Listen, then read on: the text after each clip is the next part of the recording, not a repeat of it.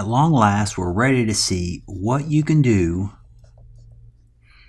with this diazonium ion. We get the diazonium chloride.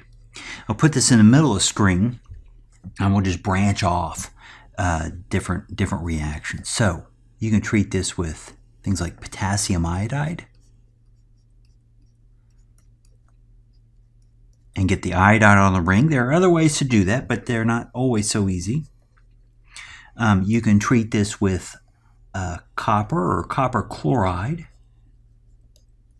and that actually allows you to get the chloride of the diazonium chloride in place of the diazonium ion. You can treat this with copper bromide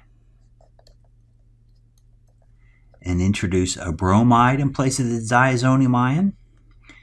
We'll continue this copper theme. You can treat it with copper cyanide and put a cyano group on the ring. So that's pretty interesting. You've added another carbon. You've made a new carbon-carbon bond. Those are kind of a big deal in organic chemistry. Let's see. You can treat these with water.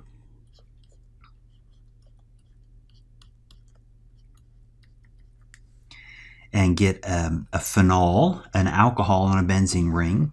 Likewise, you could treat this with alcohols like methanol.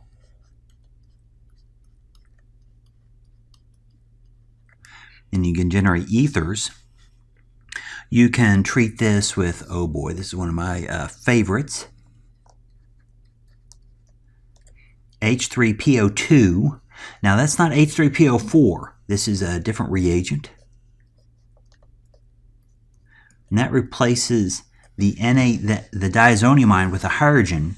And that is, why would you want to get rid of groups? Sometimes you want to get rid of groups in your molecule. So that's actually a really flexible transformation. You can treat these with tetrafluoroborate salts, sodium tetrafluoroborate, tetrafluoroboric acid. Put a fluoride on the ring. And lastly, this diazonium can actually act as an electrophile. And you can actually put new benzene rings. New benzene rings will attack the diazonium ion.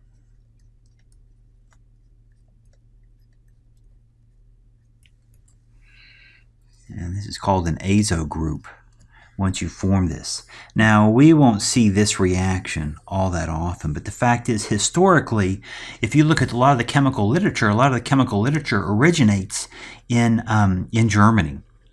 And I'm talking like around the 1800s. A lot of the historical names that you encounter are German names, and that's because Germany was involved in the dye industry, and these azo compounds are used to make dyes. So this textile industry around Germany boomed in part because the Germans were strong in chemistry, and the German scientists developed a lot of these transformations, and that gave them a technological advantage.